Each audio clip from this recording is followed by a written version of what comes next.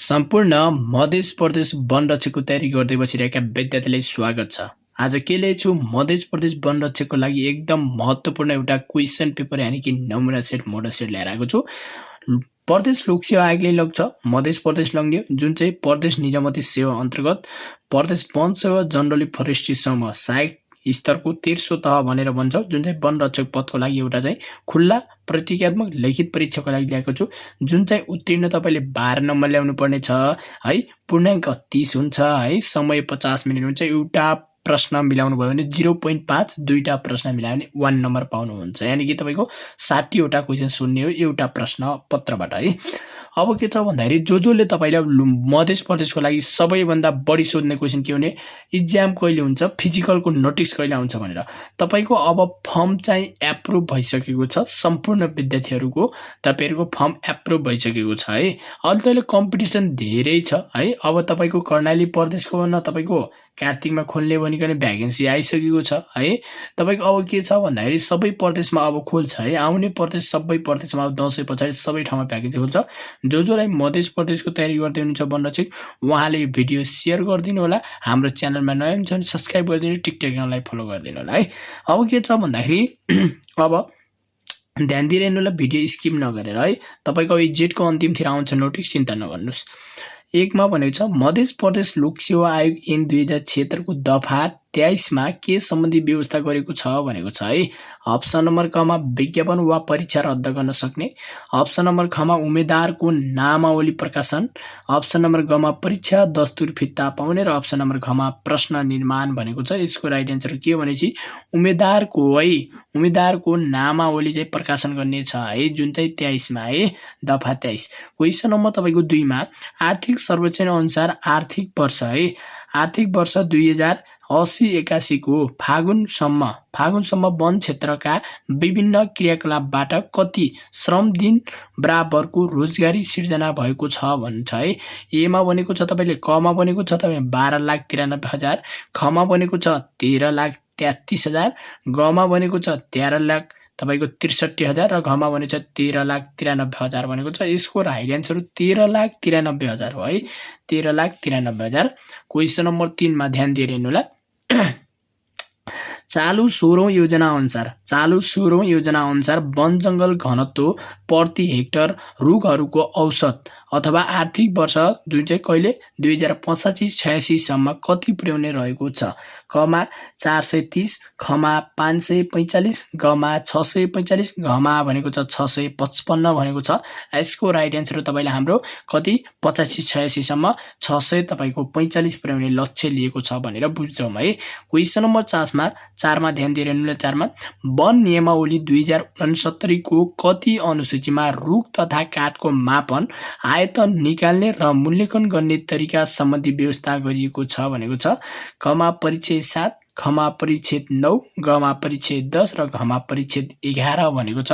यसको right answer के हुन्छ भन्नुस् त परिच्छेद 9 मा छ भनेर बुझ्नु पर्यो हजुरलाई। यो क्वेशन एकदम इम्पोर्टेन्ट छ, तपाईलाई धेरै भन्दा धेरै इक्जाममा सोध्छ है। तपाईले भिडियो अन्तिम समयलाई कतिवटा मिलाउनु भयो कमेन्ट गर्नु होला है। क्वेशन नम्बर 5 मा वन नियमावली 2069 को कति नियममा जिल्ला वन क्षेत्र समन्वय समितिको काम, कर्तव्य र अधिकार सम्बन्धी व्यवस्था गरेको छ भनौं। क मा नियम 121, ख मा नियम 131, ग मा नियम 122 र घ मा नियम 123 भनेको छ। यसको राइट आन्सर हो नियम 123।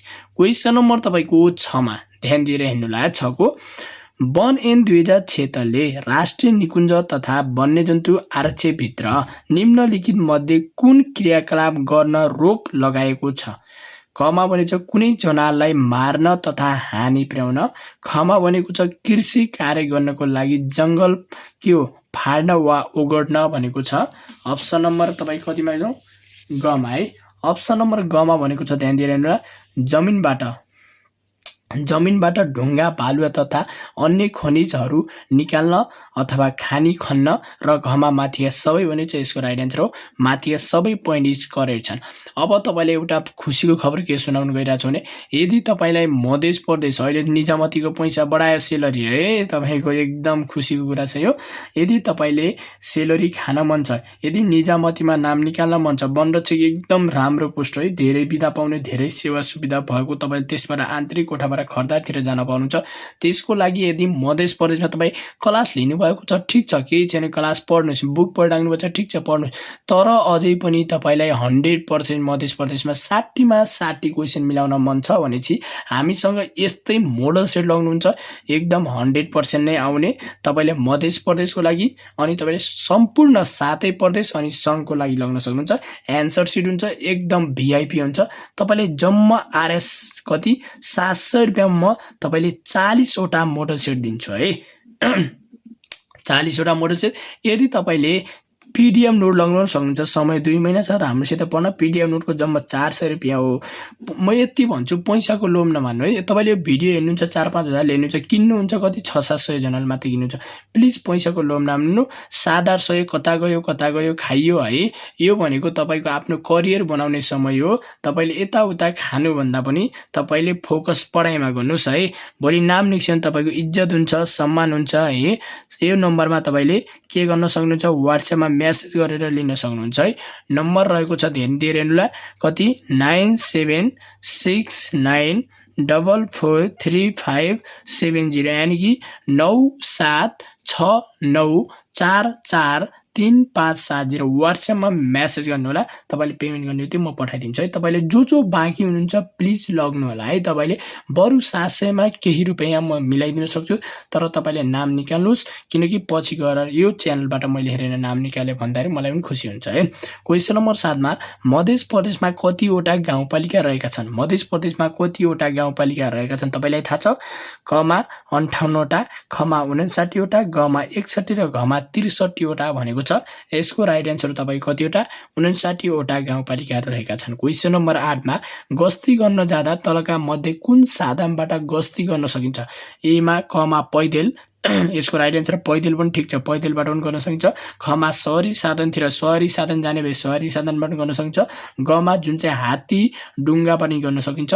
यसको घको माथिबाट सबैबाट हुन्छ है। क्वेसन नम्बर 9मा सामुदायिक वन भन्नाले कस्तो वनलाई जनाउँछ भनेको छ? कमा विशेष वातावरणीय, वैज्ञानिक वा सांस्कृतिक महत्त्वको ठानी नेपाल सरकारले संरक्षित वनको रूपमा घोषित गरेको राष्ट्रिय वन। खमा भनेको छ सामूहिक हितको लागि वनको विकास, संरक्षण र उपयोग गर्न उपभोक्ता समूहलाई सुम्पिएको राष्ट्रिय वन।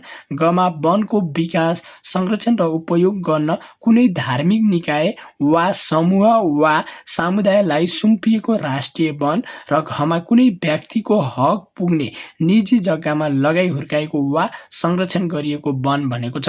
तपाईँले क्वेसन एकछिन ध्यान दिएर, सामुदायिक वन भन्नाले कस्तो भनिन्छ? सामुदायिक वन भन्नाले हामीले के बुझ्छौँ?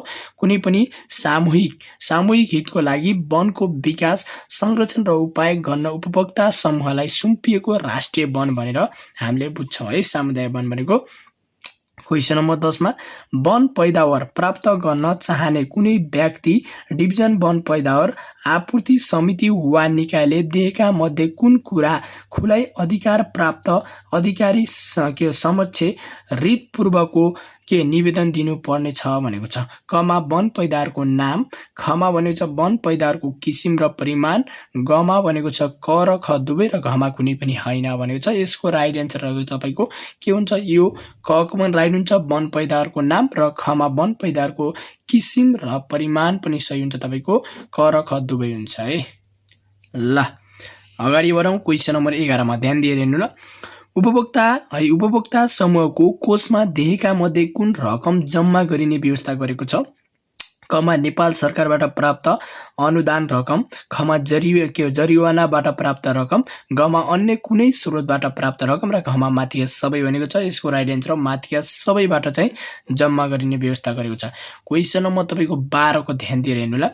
साझेदारी वन व्यवस्थापन कार्य योजना कसले स्वीकृत गर्ने व्यवस्था छ भनेको छ? कमा वन तथा भू संरक्षण मन्त्रालय, खमा वन तथा भू भू संरक्षण है भू संरक्षण विभाग हो यो पनि है तपाईको यो मन्त्रालय हो भने चाहिँ वन तथा भू संरक्षण मन्त्रालय हो यो भनेको वन तथा भू संरक्षण विभाग हो है गमा भने चाहिँ डिभिजन वन कार्यालय र घमा माथिका सबै भनेको छ यसको राइट आन्सर रहेको छ तपाईको वन तथा भू संरक्षण विभागले गर्छ है तपाईको मन्त्रालयले गर्दैन विभागले गर्ने काम गर्छ है क्वेशन नम्बर 13 मा नेपालमा पाइने 6500 है यानी कि 6500 प्रजातिका वनस्पतिहरू मध्ये साइटिसको अनुसूचीमा कति प्रजातिका वनस्पति सूचीकृत गरिएका छन् भनेको छ क मा 10 ख मा 14 ग मा 13 र घ मा 20 भनेको छ यसको राइट आन्सर 13 वटा गरिएका छन् भनेर हामीले बुझ्छौं।